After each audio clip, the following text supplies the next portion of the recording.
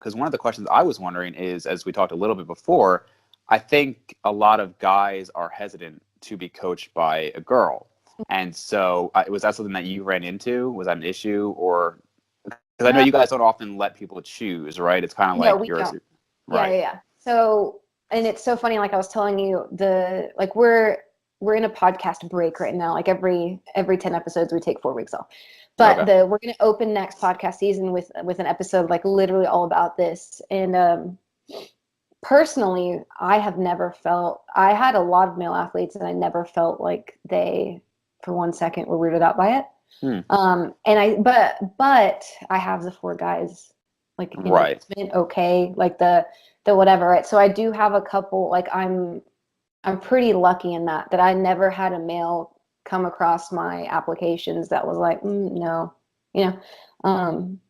I personally, I don't, but the whole podcast that we do talk about that's coming out in like 3 weeks or whatever is about a lot of things with gender, but that is one of them that, like, we don't really know any. Like, if I wasn't associated with the guys, would I just have males that are like, please prep me? Like, probably not, Yeah, I do think it's a lot more rare, like you said. I mean, even like for the people who I do help, who I coach, it's probably like half and half, like men and women. Mm-hmm. But I've at least to my knowledge never had a girl not want to be coached by me.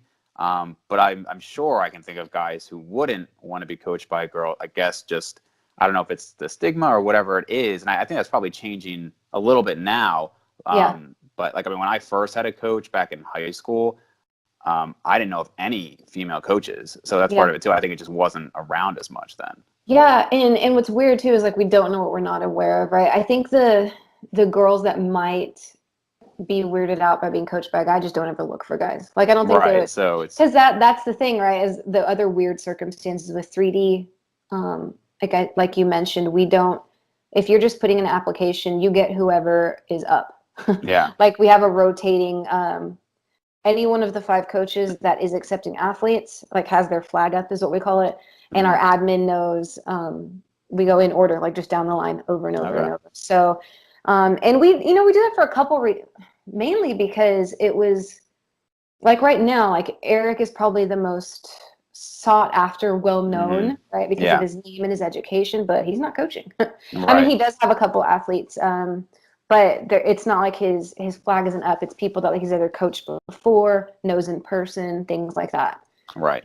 So we do have, like, weird special circumstances if you already know people or if you've already worked with them. Like, but if you're just applying, like, it's whoever's up. And right, which makes sense because you're going to have people who, there's going to be some favoritism towards, like you said, Eric is way more in the spotlight, you could say, than like Brad Loomis. And that doesn't mean he's a better coach and he's the first to say that. Yeah, and like, we wouldn't, and like I said, it's like, yeah, it was brought on primarily to fill a hole in the business, but they wouldn't. I mean, we all know the guy. They wouldn't have me on if I wasn't qualified.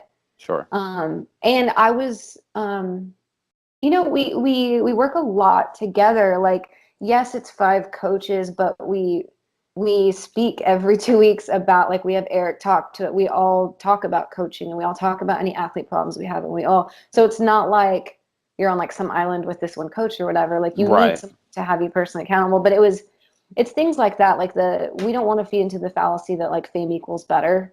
Right. And also, when it's known, like, out front and outright, it doesn't put a weird uneven balance in the numbers. Like, we don't want someone having a roster of like 80 and someone with a roster of 20 if they both want athletes or whatever. Yeah, and I think more than anything, because we're so big on, like, our mission statement and the way we do things, it's not a message we want to send out, I guess. And people are surprised too. Like if you, like, I've had people that will be like, oh, one of my friends said they worked with you, and they're like, no, I didn't know. Like, they came onto my roster and they had no idea who any of us were. They're like, oh, this works out really well. And then they start listening to the podcast. They're like, this is great. Yeah. So, and that's good. That's good for us to hear. But yeah, I don't know what's going on. Yeah, that's how things go. I don't know what you even asked now. Help me out. Well, kind of in that same line. Like, I would have expected maybe like some of the bikini girls would have specifically wanted to be coached by you. Yes, I do get asked that. And I have to say, like, just put in an application. I won't do that.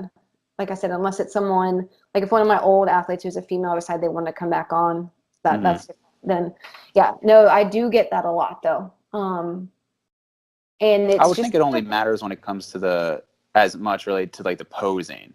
You know, like they might want a girl who's gone through it themselves. yeah, yeah, but like bikini is very different than what I've done. Yeah.